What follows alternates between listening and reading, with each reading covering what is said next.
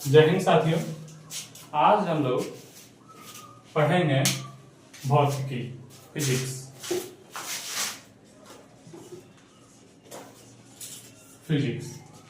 Physics में आज हमारा टॉपिक है तरंग। तरंग जिसे वेव्स कहते हैं। क्या कहते हैं? वेव्स।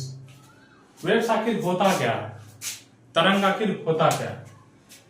तरंग वो होता है जो ऊर्जा का हस्तांतरण एक बिंदु से दूसरे बिंदु। आइए समझते हैं। जैसे एक एग्जांपल लेते हैं।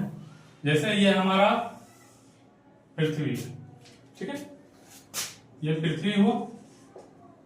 मान के चलिए हमारा घर यहां पर, ठीक है। यह हमारा घर हुआ और घर में हम बैठ के टीवी देख रहे हैं। क्या देख रहे हैं? टीवी। और ये टीवी का जो प्रसारण हो रहा है वो किसी अर्थ के मतलब पृथ्वी के किसी और बिंदु से हो रहा है। मान के चलिए यहां पर,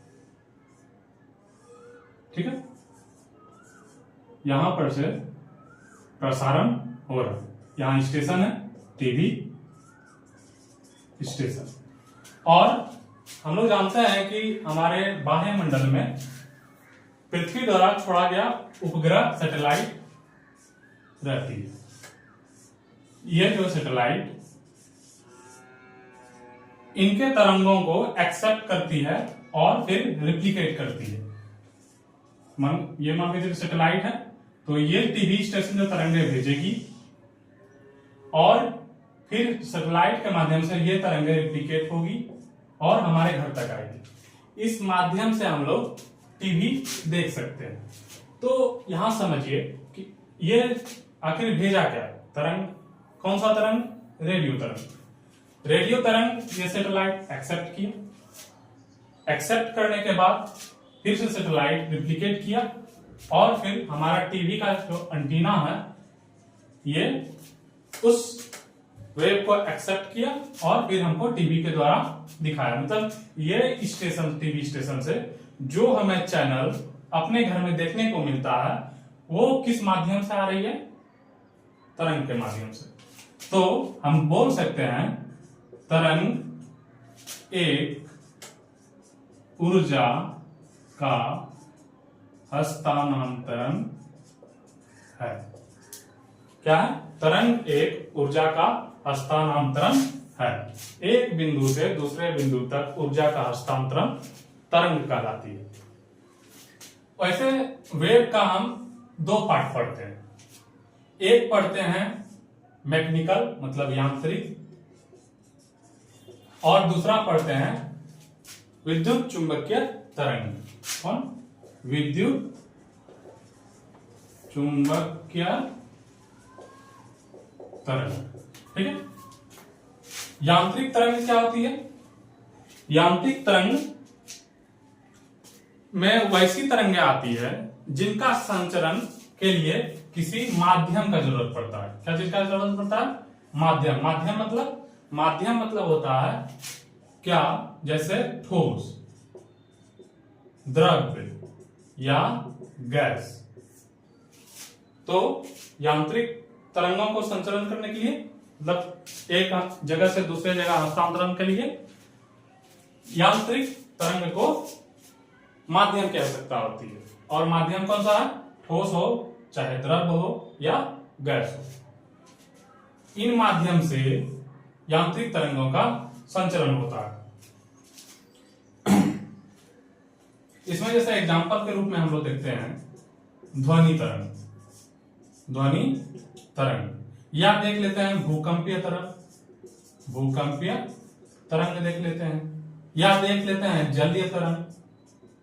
जलीय तरंग। तो ये यांत्रिक तरंग पार्ट हुआ। और फिर हम लोग आगे पढ़ेंगे यांत्रिक तरंग के प्रकार।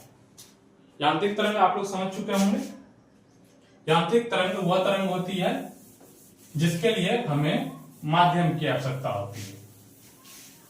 पहले यांत्रिक तरंग हम लोग देखेंगे, इसके बाद देखेंगे विद्युत चुंबकीय तरंग। तो तरंग में हम लोग सबसे पहले क्या पढ़ेंगे? यांत्रिक तरंग, यांत्रिक तरंग जिसे मैकेनिकल वेव्स कहते हैं।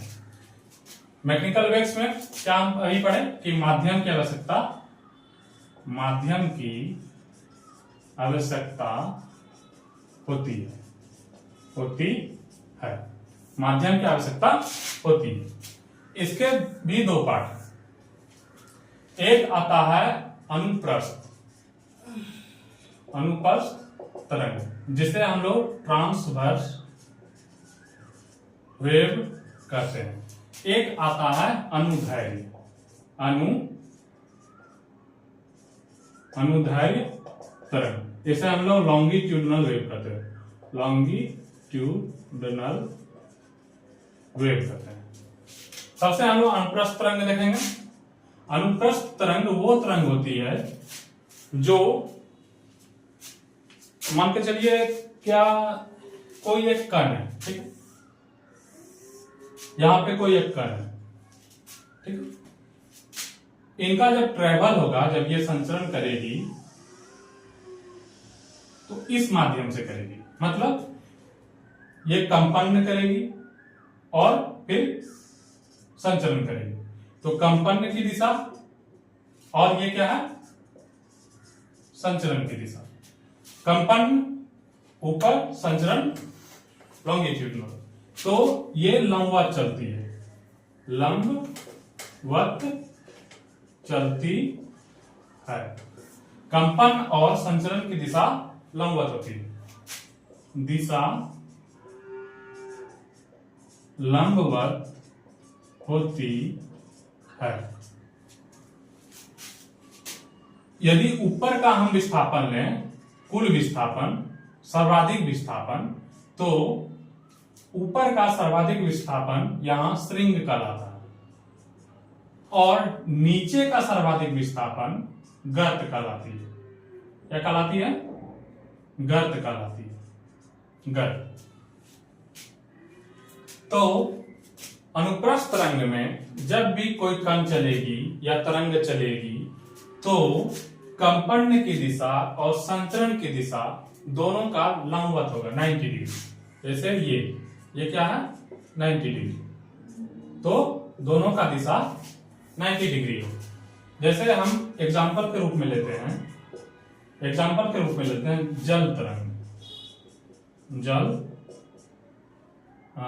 एग्जाम्पल के रूप में लेते हैं जल तरंग या भूकंपीय तरंग का एस तरंग, भूकंपीय तरंग का एस तरंग।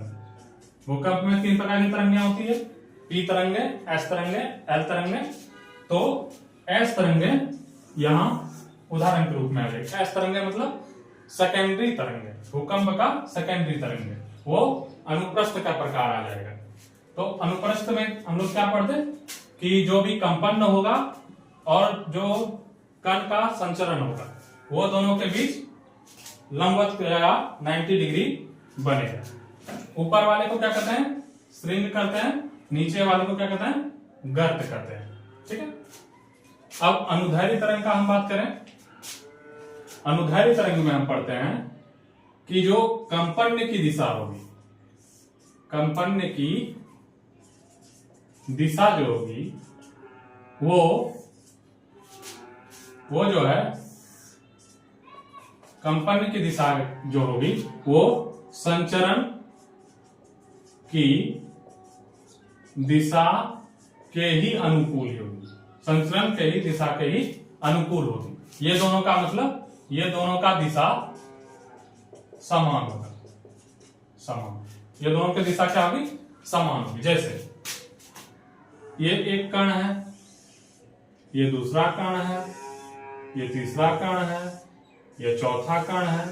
तो ये मान के चलिए केंद्र हो गया, तो ये इस तरीके से गमन करेगी समान दिशा की ओर। किस तरह से? समान दिशा की ओर, इस तरह से।